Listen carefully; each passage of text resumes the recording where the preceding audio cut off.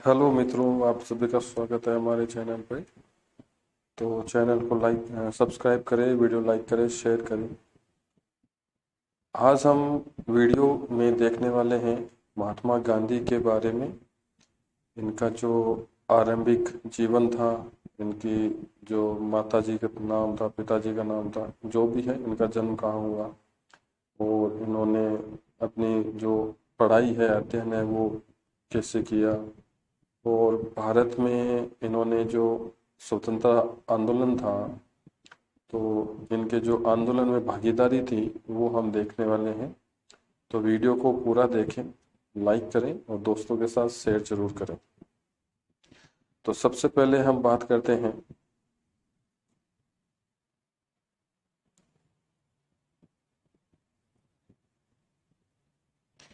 गांधी जी का जन्म जो है 2 अक्टूबर, जैसे आप सभी जानते ही हैं। 2 अक्टूबर को गांधी जयंती भी हम मनाते हैं। 1869 ईस्वी में पोरबंदर, गुजरात में इनका जन्म हुआ था। ठीक है। इनके पिता का नाम था करमचंद गांधी और माता का नाम था पुतलीबाई। 1882 में 13 वर्ष की आयु में कस्तूरबा गांधी से इनका विवाह हुआ। और उस समय कस्तूरबा गांधी जो थे वो 9 वर्ष के थे। तो पहले बाल विवाह का प्रचलन था और ज़्यादातर कम उम्र में ही लोगों की शादियां हो जाती थी। तो 13 वर्ष की आयु में इनका विवाह हो जाता है कस्तूरबा गांधी से। गांधी जी के 4 पुत्र थे, हरिलाल, मणिलाल, रामदास, देवदास। इनके अलावा जमनालाल बजाज को गांधी जी का 5वां पुत्र कहा जाता है।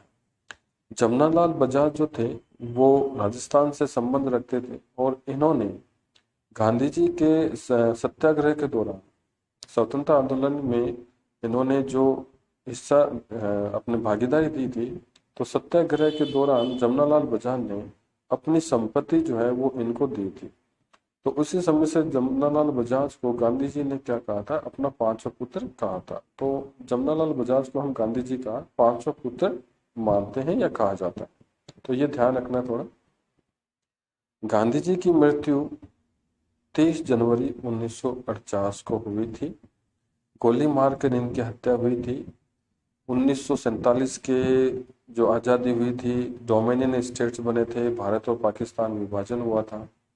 तो उस विभाजन से लोगों को बहुत जो ठेस पहुंची। विभाजन में बहुत सारे लोग मरे भी थे। तो बहुत बड़ी समस्या हो गई थी। तो उस समय गांधी जी को नाथूराम गोडसे ने गोली मार के हत्या कर दी थी। और बड़ी दुख की बात है कि आजकल हम गांधी जी को देखते हैं, कई लोग जो है वो बुरा मानते हैं उन्हें। और ज़्यादातर जो है पॉलिटिशियन जो है वो राजनीति करते हैं। तो ये दुर्भाग्य की बात है कि भाई हमारे जो राष्ट्रपिता कहे जाने वाले जो थे, जिन्होंने देश की आज़ादी में अपना एक बहुत बड़ा योगदान दिया था, उनके लिए हम इस प्रकार के शब्द यूज करते हैं, इनको गाली देते हैं, इनको कोसते हैं। तो ऐसा नहीं होना चाहिए। वास्तव में गांधी जी का बहुत बड़ा योगदान है आज़ादी में। चलिए फिर खैर अपन आगे बढ़ते हैं। 1888 ईस्वी को गांधी जी ने वकालत करने हेतु इंग्लैंड गए थे और बैरिस्टर वहां से इन्होंने किया था। वकालत यानी लॉ, जो बैरिस्टर की उपाधि होती थी वो लॉ के लिए होती थी। और इंग्लैंड से इन्होंने अपना लॉ जो है वो कंप्लीट किया था।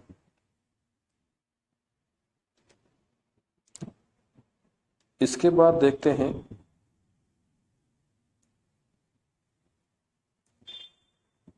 1891 1891 ईस्वी में वकालत पूरी कर भारत लौटते हैं और इसी समय इनकी माता का देहांत हो जाता है। इसी समय इन्होंने क्या किया था, मुंबई व राजकोट में वकालत हेतु अपने कार्यालय खोले। 1893 ईस्वी में दादा अब्दुल्ला एंड कंपनी, सबसे पहला जो इनको केस मिला था, दादा अब्दुल्ला एंड कंपनी के पक्ष में वकालत करने हेतु दक्षिण अफ्रीका जाने का मौका मिला। तो 1893 में ये दक्षिण अफ्रीका की ओर गए थे और दादा अब्दुल्ला एंड कंपनी का एक केस था, उस केस के सिलसिले में वकालत करने के लिए वहां गए थे। इसी दौरान जब ये यात्रा कर रहे थे तो एक घटना घटित होती है इनके साथ। इनके पास क्या था, फर्स्ट क्लास की टिकट थी, प्रथम श्रेणी की टिकट थी, और यात्रा करते समय उस जो केबिन था उसमें अंग्रेज भी बैठे थे। तो रंग भेद के कारण इनको रंग भेद का सामना करना पड़ा, और वहां से ये कहाँ पहुंचे, प्रोटोरिया पहुंचे। इनको बाहर भी धक्का दे गया था। तो बहुत ही इनके साथ जो है वो असमानता वाला व्यवहार किया गया था, ठीक है, रंग भेद नीति के कारण। तो ये आपको थोड़ा ध्यान में रखना है। इसके बाद देखते हैं 1894 1894 ईस्वी में नेटाल दक्षिण अफ्रीका में इंडियन कांग्रेस की स्थापना करते हैं। नेटाल इंडियन कांग्रेस की स्थापना करते हैं दक्षिण अफ्रीका के अंदर 1894 में, 1894 में। इसके बाद क्या होता है, 1896 ईस्वी में भारत लौटते हैं तथा अपनी पत्नी व 2 पुत्रों के साथ वापस दक्षिण अफ्रीका चले जाते हैं। तो वापस कब आते हैं ये, 1894 में वहां पे कांग्रेस की स्थापना करते हैं, और 1896 में वापस भारत आते हैं। इसके बाद 1899 1899 ईस्वी में ब्रिटिश सेना हेतु बोहर युद्ध के समय इन्होंने भारतीय एम्बुलेंस सेवा वहां पे तैयार की। 1901 ईस्वी में पुनः भारत लौटते हैं और देश का थोड़ा बहुत दौरा करते हैं। इसी समय कांग्रेस के कलकत्ता अधिवेशन में इन्होंने भाग लिया और मुंबई में वकालत हेतु कार्यालय खोला, इसी समय 1901 के दौरान, ठीक है। इसके बाद देखते 1902 में पुनः दक्षिण अफ्रीका चले गए तथा वहां 1903 में जोहान्सबर्ग में वकालत हेतु इंडियन ओपिनियन नामक कार्यालय खोला। तो इंडियन ओपिनियन नामक जो कार्यालय है वो दक्षिण अफ्रीका में इन्होंने कब खोला था, 1902 ईस्वी में, 1903 में, सॉरी 1903 ईस्वी में जोहान्सबर्ग दक्षिण अफ्रीका में इंडियन ओपिनियन नामक कार्यालय वहां पर प्रारंभ करते हैं, ठीक है। इसके बाद देखते हैं इसी के अगले साल 1904 ईस्वी में इंडियन ओपिनियन नामक एक साप्ताहिक समाचार पत्र प्रकाशित करते हैं, और इसी समाचार पत्र के द्वारा ये अपनी जो मांगे हैं, जो विरोध है, वो सरकार के समक्ष रखते थे दक्षिण अफ्रीका के अंदर, ठीक है। तो याद रखना, दक्षिण अफ्रीका के जोहान्सबर्ग नामक स्थान पर इन्होंने इंडियन ओपिनियन नामक एक कार्यालय खोला था, और इसी कार्यालय से इन्होंने 1904 ईस्वी में इंडियन ओपिनियन नामक साप्ताहिक समाचार पत्र प्रकाशित किया था, जिसके द्वारा इस सरकार की नीतियों के विरुद्ध जो भी मांगे थी वो प्रकाशित करते थे और उनके समक्ष रखते थे। इसके बाद 1900, ये 4 है, 40 नहीं है, 1904 इसी समय डरबन में फिनिक्स फॉर्म आश्रम की स्थापना करते हैं। आप फिनिक्स फॉर्म भी कह सकते हैं और फॉर्म ना कह के उसको आश्रम भी बोला जा सकता है। तो 1904 ईस्वी में दक्षिण अफ्रीका डरबन में, ठीक है, क्या खोलते हैं, फिनिक्स फॉर्म यानी आश्रम की स्थापना करते हैं। तो फिनिक्स फॉर्म या आश्रम की स्थापना कब की थी, 1904 में। कहाँ की थी, डरबन दक्षिण अफ्रीका। 1907 ईस्वी में ब्लैक एक्ट के विरोध में सत्याग्रह प्रारंभ किया, और 1908 ईस्वी में पहली बार जोहान्सबर्ग में जेल हुई। तो पहली बार इनको जेल होती है दक्षिण अफ्रीका में, जोहान्सबर्ग में, किसके विरोध में, ब्लैक एक्ट के विरोध में, 1907 ईस्वी में, ठीक है।